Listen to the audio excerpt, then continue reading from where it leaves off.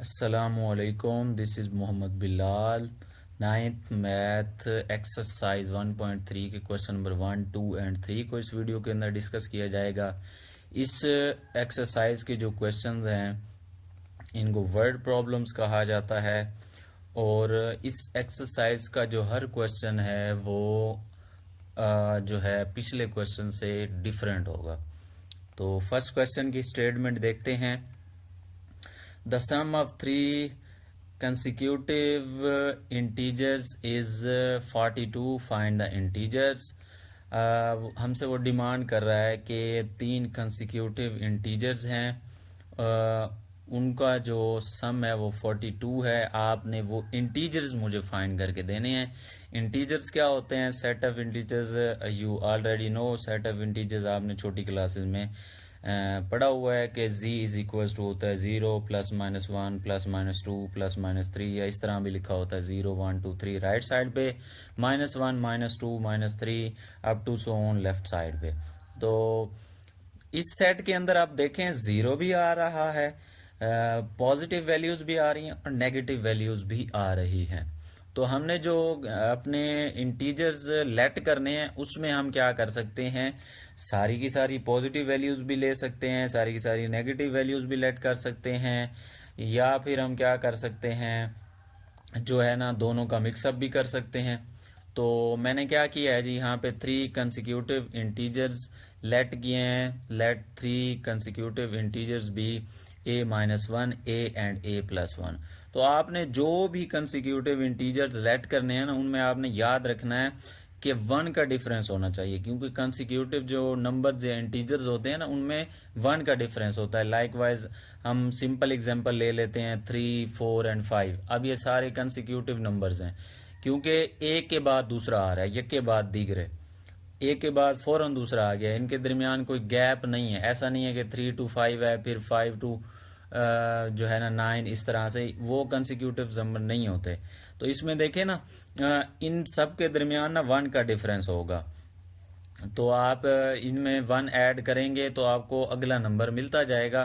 तो इसी वजह से ये मैंने 3 कंसिक्यूटिव इंटीजर्स ले ली हैं according to given condition of the question. इन तीनों का जो सम है हमारे पास वो 42 के इक्वल है। तो a-1 plus a+1 is equal to आ जाएगा 42, माइनस ए से प्लस -1 से +1 जो है ना वो कैंसिल हो जाएगा।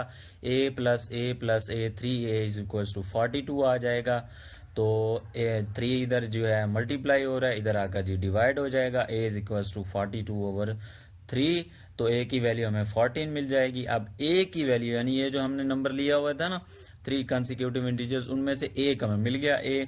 बाकी दो जो हैं a-1 और a+1 हम इसमें से निकाल लेंगे। a-1 क्या आएगा, a की वैल्यू में से -1 कर दें, 14 - 1 13 आ जाएगा। और a+1 क्या आएगा, a की वैल्यू में +1 कर दें, 14 + 1 इज इक्वल्स टू 15। तो हमारे रिक्वायर्ड कंसिक्यूटिव इंटीजर्स आ गए 13, 14 एंड 15। तो आप चाहे इस तरह से तरतीब लें, चाहे तीनों नंबर पॉजिटिव के लें या नेगेटिव के लें, इस आंसर के ऊपर कोई फर्क नहीं पड़ने वाला, ये सेम आएगा। अच्छा, फर्स्ट क्वेश्चन डन हो गया जी। सेकंड क्वेश्चन की तरफ आते हैं। सेकंड क्वेश्चन की स्टेटमेंट देखें। The diagram shows right triangle ABC in which the length of AC is √3 plus √5 centimeter. The area of triangle ABC is 1 plus √15 centimeter square. Find the length of AB line segment in the form A into √3 plus B into √5 centimeter where A and B are integer. अच्छा, इस question की statement में उसने diagram हमें दी हुई है। वो कह रहा है एक राइट ट्राइंगल है। राइट ट्राइंगल यानी कायमातु जाविया मुसल्लस, ऐसी मुसल्लस जिसमें एक एंगल 90 डिग्री का होता है उसको राइट ट्राइंगल कहते हैं। वो कह रहा है कि इस राइट ट्राइंगल के अंदर मैंने ये AC यानी ये जो नीचे वाली लेंथ होती है ना राइट ट्राइंगल की, इसको बेस कहा जाता है। बेस की लेंथ उसने दी हुई है और इस ट्राइंगल पूरी का एरिया दिया हुआ है। एरिया होता है ये जो फिगर के अंदर वाला सारा पोर्शन है, इसको इसका एरिया कहते हैं। तो इस एरिया की वैल्यू भी दी हुई है सेंटीमीटर स्क्वायर के अंदर, क्योंकि एरिया हमेशा स्क्वायर के अंदर जो है ना इसका यूनिट होता है, तो इसी वजह से उसने सेंटीमीटर के ऊपर स्क्वायर लगाया हुआ है। अब वो हमसे डिमांड कर रहा है कि आपने ए बी लाइन सेगमेंट, यानी ये जो लाइन सेगमेंट है ना, इसकी वैल्यू हमने फाइंड करनी है। इसकी वैल्यू, ये यहाँ पर क्या है, राइट ट्रायंगल में इसको परपेंडिकुलर भी कहा जाता है, इसको जो है ना अपना अल्टीट्यूड, हाइट, एक दो और भी इसके नाम है। तो ये जो है ना इस तरह से इसके नाम है पड़े। तो यहाँ पर जो हम इसका नाम ले रहे हैं वो यूज करेंगे हाइट। तो ये हाइट है यहाँ पर, ठीक है जी।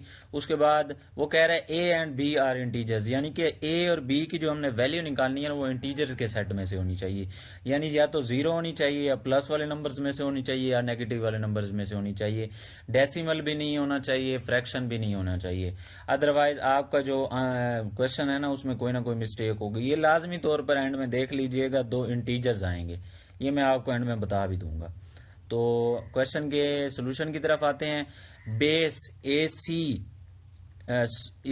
सी लाइन सेगमेंट, इसकी वैल्यू दी गई है, एरिया की वैल्यू भी दी गई है, हाइट ए बी की वैल्यू हमने फाइंड करनी है।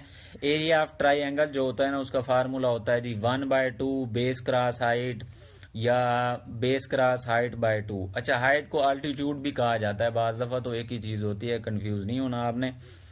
तो बेस क्रॉस हाइट ओवर 2, आप 1/2 स्टार्ट में भी लिख सकते हैं, उसके बाद इनको ब्रैकेट में लिख दें, ऐसे लिख दें, एक ही बात होती है। Base cross height bye 2, area of triangle जो है उसकी वैल्यू पुट कर दें, ये ट्राइंगल का सिंबल है तो उसकी वैल्यू यहाँ पुट कर दी, बेस की वैल्यू पुट कर दी 2, वैसे रहा। हाइट हमारी क्या है, ए बी लाइन सेगमेंट, इसको हमने फाइंड करना है, तो ये वैसे रहेगी। अब आप देखें जी, ये 2 नीचे डिवाइड हो रहा है इस साइड पर हम ले आएंगे तो वो मल्टीप्लाई हो जाएगा, क्योंकि डिवीजन का जो है ना रिवर्स प्रोसेस हो जाता है ना इस साइड पे, वो क्या होता है, मल्टीप्लीकेशन। क्योंकि आप प्लस का या माइनस का रिवर्स प्रोसेस करते हो ना इस साइड पे, वो सिंबल वो रिवर्स हो जाती है। तो इसमें भी ऐसे ही होता है डिवीजन और मल्टीप्लीकेशन में। तो ये 2 इंटू 1 प्लस स्क्वायर रूट 15 आ गया, ये वाली वैल्यू वैसे रहेगी, ये जो ऊपर थी। उसके बाद क्या होगा जी, अब ये वाली वैल्यू जो है ना इधर मल्टीप्लाई हो रही है, इस साइड पर आएगी तो डिवाइड हो जाएगी। इस साइड पे लाइन सेगमेंट ए भी बचेगा जिसको हमने फाइंड करना है। अब आप देखें ये वाली वैल्यू जो है डिनोमिनेटर वाली वैल्यू है, इसमें ये रेडिकल का साइन आ रहा है, तो रेडिकल का साइन हमने क्योंकि डिनोमिनेटर से एंड करना होता है, खत्म करना होता है इसको, तो इसका प्रोसीजर क्या होता है कि हम डिनोमिनेटर को रैशनलाइज कर देते हैं। और डिनोमिनेटर को रैशनलाइज करने का मेथड क्या होता है, हम डिनोमिनेटर को इसके कंजुगेट फैक्टर से मल्टीप्लाई भी करवा देते हैं और डिवाइड भी करवा देते हैं। तो इसका कंजुगेट फैक्टर क्या आएगा, square root 3 minus square root 5 over square root 3 minus square root 5। तो ये न्यूमिनेटर भी इससे मल्टीप्लाई हो गया, डिनोमिनेटर भी इससे मल्टीप्लाई हो गया, या ये पूरी टर्म इससे मल्टीप्लाई और डिवाइड हो गई। अब देखें पहले स्टेप में मैंने आपको बताया, इनको वैसे ही लिख दें, ये मल्टीप्लाई का साइन हटा के एक ही फ्रैक्शन बना दें इनको, इसको भी ब्रैकेट में, इसको भी ब्रैकेट में, इसको भी ब्रैकेट में, इसको भी ब्रैकेट में लिख दें। अब हमेशा नीचे डिनोमिनेटर में फार्मूला बन जाता है रैशनलाइजेशन में, जिसमें जो है ना बाइनोमियल साइड्स होती है हमारे पास, ये बाइनोमियल साइड है। तो अब ये देखें ए प्लस बी ए माइनस बी, ये किसके इक्वल होता है जी, फार्मूला ए स्क्वायर माइनस बी स्क्वायर।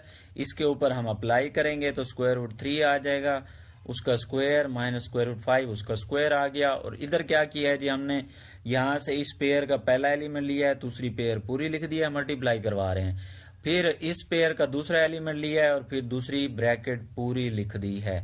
अब इनको अंदर मल्टीप्लाई करवाएंगे, 2 इधर बाहर आ जाएगा क्योंकि ये नंबर है और ये स्क्वायर रूट है, तो ये वैसे का वैसे आ जाएगा, 2 into square root 3 minus 2 into square root 5 likewise plus 2। अब इनको भी 15 मल्टीप्लाइड बाय 3 आप डायरेक्ट मल्टीप्लाई ना करवाएं, इसको भी वैसे रहने दें, square root 15 square root 3 plus minus minus 2 into square root 15 square root 5 ऐसे आ गया। यहाँ पे स्क्वायर रूट से कट गए थे, 3 माइनस 5 आ जाएगा। अब क्या करेंगे जी, ये टर्म वैसी रही, ये भी वैसी रही। यहाँ पर जो 15 था ना, इसको हमने इसकी फैक्टराइजेशन की है, तो इसको हम लिख सकते हैं 5 क्रॉस 3। और इधर भी हमने 15 को लिख दिया है 3 क्रॉस 5 या 5 क्रॉस 3, जैसे मर्जी लिख दें, आपको वो कोई इशू नहीं होना।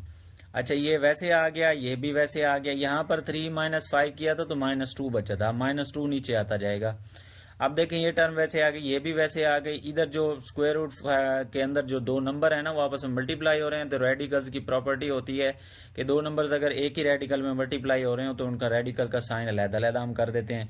तो अलग-अलग कर दिया मैंने, square root 5, square root 3, again square root 3 ये वाला आ गया, माइनस इसमें भी स्क्वायर रूट 3, स्क्वायर रूट 5 और ये वाला स्क्वायर रूट 5 वैसे आ गया। अब देखें जी ये टर्म वैसी रही, ये भी वैसे रही। स्क्वायर रूट 3 जो है ना डबल टाइम्स आ रहा था, तो कोई चीज आपस में मल्टीप्लाई हो रही है तो उसको क्या करते हैं, उसका स्क्वायर बना देते हैं। स्क्वायर रूट 3 का स्क्वायर हो जाएगा, इधर भी स्क्वायर रूट 5 दो टाइम्स आ रहा था तो स्क्वायर रूट 5 का स्क्वायर हो जाएगा। अब देखें जी स्क्वायर से स्क्वायर रूट खत्म हो जाता है, इधर भी ये खत्म हो जाएगा। ये टर्म वैसे, ये भी वैसे, तो यहाँ पे 3 आ गया, इधर क्या बचेगा 5। आप देखें 5 2 से मल्टीप्लाई होगा 10 आ जाएगा इधर, और 3 2 से मल्टीप्लाई होगा 6 आ जाएगा। ये टर्म्स वैसे हैं, ये भी वैसे आ रही है, तो इनको मैं रिपीट नहीं कर रहा। अब आप देखें हमने क्या करना है, जिसके साथ सेम स्क्वायर रूट है ना उनको हम प्लस माइनस कर सकते हैं। आप देखें ये भी सेम स्क्वायर रूट वाला है 3 वाला, और ये भी सेम स्क्वायर रूट वाला है। तो आप देखें +2 - 10 कितना बचेगा, माइनस का 8। और यहाँ पर देखें ये दोनों भी सेम है, स्क्वायर रूट का है इनका जो है ना स्क्वायर रूट 5 दोनों का है सेम है। तो -2 + 6 करेंगे तो ये इनको सॉल्व, तो ये हमारे पास आ जाएगा प्लस का 4। तो अब देखें -2 है नीचे, तो -2 दोनों का एलसीएम बना हुआ है, तो हम क्या करेंगे इस टर्म के नीचे भी अलहदा इसको कर देंगे डिवाइड, और इस टर्म के नीचे भी अलहदा डिवाइड कर देंगे। तो -8 ओवर -2 किया, जो माइनस माइनस प्लस, 2 1 ज़ा 2, 2 4 ज़ा 8, 4 इंटू स्क्वायर रूट 3 आ गया, और ये प्लस माइनस माइनस 4 को डिवाइड करवाएंगे जी 2 के ऊपर, तो ये 2 2 ज़ा 4 आ जाएगा into square root 3 which is equal to A B line segment. अब आप देखें ना मैंने आपसे कहा था ये जो ए और बी की वैल्यू आएगी ये हमारे पास इंटीजर आएगी। अब देखें यहाँ पर +4 आया है ए की वैल्यू, और -2 किसकी आई है, बी की वैल्यू। तो ये हमारा क्वेश्चन था जी। थोड़ा सा लेंथ इसलिए हुआ क्योंकि एक्सप्लेनेशन मैंने सिंपल स्टेप्स के अंदर दे दी है। अच्छा अब आते हैं क्वेश्चन नंबर 3 की तरफ। A rectangle has sides of length 2 + square root 18 metre and 5 - 4 over square root 2 metre. Express the area of the rectangle in the form of a + b square root 2 where a and b are integer. इसमें भी वही कह रहा है कि एक rectangle है, उसकी आपको मैंने दो साइड्स दे दी हैं, आपने क्या करना है जी उसमें वैल्यू निकालनी है अपना ए और इस तरह की, यानी कि उसके एरिया की वैल्यू निकालनी है। तो उसमें भी ए और बी जो है ना इंटीजर होने चाहिए। अब रेक्टेंगल जो है ना वो आपको पता है, उसकी शेप को ऑलरेडी आपने देखा हुआ है, तो है ना इस तरह की शेप होती है, उस तरह जिस तरह से पिक्चर की स्क्रीन आ रही है, स्क्रीन की पिक्चर आ रही है ना, इस तरह से रेक्टेंगल होती है। ये नीचे वाली लेंथ जो होती है ये बड़ी लेंथ होती है उसकी, और ये वाली साइड जो होती है इसको इसकी विड्थ या ब्रेथ कहा जाता है। तो रेक्टेंगल के अंदर हमने लेट कर लिया कि ये जो पहली वैल्यू है इसको हमने लेंथ रख दिया और दूसरी को विड्थ रख दिया। अब आप इसके अंदर जो है ना लेंथ ये वाली भी रख सकते हैं, ये वाली विड्थ भी रख सकते हैं, ये आप पे डिपेंड करता है, कोई वो नहीं है क्योंकि उसने मेंशन नहीं किया हुआ खुद। तो ये हमने लेट कर लिया पहले इनको। फिर एरिया ऑफ रेक्टेंगल जो होता है ना वो हमारा होता है जी लेंथ मल्टीप्लाइड बाय विड्थ। तो एरिया ऑफ रेक्टेंगल का फार्मूला लगाया, अब लेंथ की वैल्यू मल्टीप्लाइड बाय विड्थ की वैल्यू आ गई। तो ये जो टर्म है ना ये इसके अंदर नीचे डिनोमिनेटर नहीं है तो इसको नहीं छेड़ेंगे हम, ये वैसे रहेगी।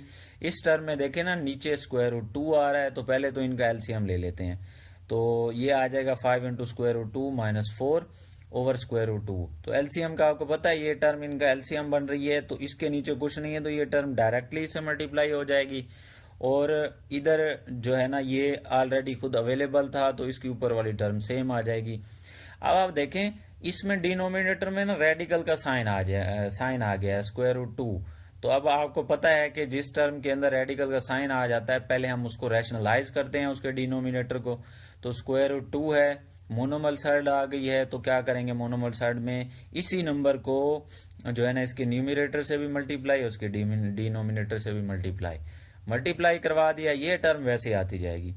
तो ये टर्म जी वैसे रहेगी। अब यहाँ पर जो है ना इनको मल्टीप्लाई करवा रहे हैं तो स्क्वायर रूट 2 साथ इसके आ गया, नीचे वाली टर्म्स आपस में मल्टीप्लाई हो रही हैं तो डॉट लगा के इनको वैसे लिख दिया। अब आप देखें ये स्क्वायर रूट 2 इधर मल्टीप्लाई होगा इन दोनों के साथ, तो 5 वैसे आ गया, स्क्वायर रूट 2 के साथ मल्टीप्लाई होगा तो स्क्वायर रूट 2 का स्क्वायर हो जाएगा।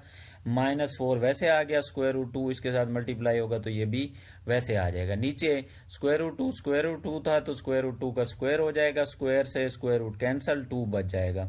यहाँ पर भी स्क्वायर से स्क्वायर रूट कैंसल, 5 इंटू 2 आ जाएगा, -4 इंटू स्क्वायर रूट 2 आ गया जी।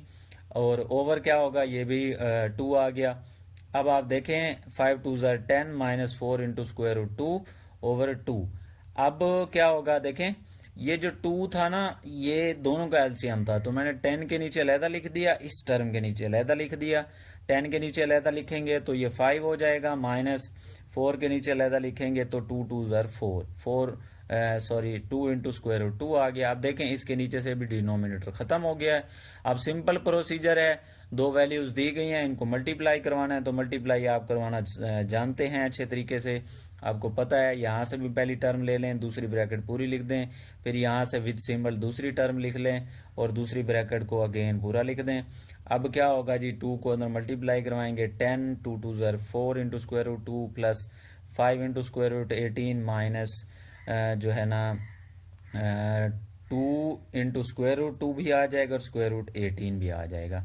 अब ये टर्म वैसे, ये भी वैसे, प्लस 5 को वैसे हमने स्क्वायर रूट 18 को लिख दिया है 9 क्रॉस 2, क्योंकि इसकी प्राइम फैक्टराइजेशन होती है 3 मल्टीप्लाइड बाय 3 मल्टीप्लाइड बाय 2, तो 3 3 ज़ार 9 लिख लिया, क्योंकि हमने स्क्वायर रूट को कैंसिल करने के लिए 9 लिखा हुआ है। आप 3 का स्क्वायर भी लिख सकते हैं, तो square root 9 multiplied by 2 minus इधर भी इसको भी 9 square multiplied by 2 square root लिख लेंगे। आप क्या करेंगे, ये जो टर्म्स आपस में मल्टीप्लाई हो रही हैं इनका रेडिकल का साइन यानी स्क्वायर रूट का साइन जो है ना वो अलग अलग कर देते हैं। रेडिकल का साइन इसका भी अलग हो गया, इसका भी अलग और इधर भी अलग अलग हो गया। तो अब क्या होगा जी, ये टर्म वैसे, ये भी वैसे, यहाँ पर क्या होगा 9 का स्क्वायर रूट जो होता है ना वो होता है जी 3, तो 5.3 आ गया, स्क्वायर रूट 2 वैसे रहा, 2 भी वैसे आ गया। इधर क्या होगा, 9 का स्क्वायर रूट 3 होता है, 3 वैसे आ गया। स्क्वायर रूट 2 से मल्टीप्लाई होगा तो स्क्वायर रूट 2 का स्क्वायर हो जाएगा, स्क्वायर से स्क्वायर रूट कैंसिल हो जाएगा इस स्टेप के अंदर। और 2.3 यानी 2 मल्टीप्लाइड बाय 3 6 आ गया। इधर भी 5.3 5 मल्टीप्लाइड बाय 3 15 आ गया। ये टर्म वैसे, ये टर्म वैसे। अब आप देखें ये जो टर्म्स है ना इनमें अब आपके पास जो है ना सेम जो टर्म्स होंगी उनको हम प्लस माइनस कर सकते हैं। पहले 6 मल्टीप्लाइड बाय 2 करेंगे तो 12 आ जाएगा। अब आप देखें 12 और 10 ये सिंपल टर्म्स हैं, इनको आपस में प्लस माइनस कर लेते हैं। 10 माइनस 12 -2 आ जाएगा। ये जो स्क्वायर रूट वाली टर्म्स हैं इनको आपस में वो कर लेते हैं, -4 into square root 2 plus 15 into square root 2 तो होगा, 15 में से 4 को निकाल दें, प्लस का 11 बचेगा। तो ये हमारा फाइनल आंसर आ गया -2 प्लस 11 इंटू स्क्वायर रूट 2। यही उसने पूछा हुआ था कि एरिया ऑफ ट्राइंगल, ट्राइंगल नहीं रेक्टेंगल आपने निकालना है, और एरिया ऑफ रेक्टेंगल की जो आपके पास आंसर आएगी वो a plus b into square root 2 के फॉर्म में आएगी। तो वैसे ही आ गई है, a की वैल्यू हमारे पास -2 आ गई है और b की वैल्यू 11 आ गई है, दोनों के दोनों इंटीजर्स ही हैं। होप्स हो के आपको तीनों क्वेश्चंस क्लियर हो गए होंगे। अगर कोई मसला हो तो आप कमेंट सेक्शन में पूछ सकते हैं।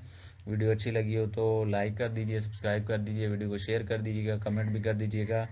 नेक्स्ट वीडियो में मुलाकात होती है। अल्लाह हाफिज़।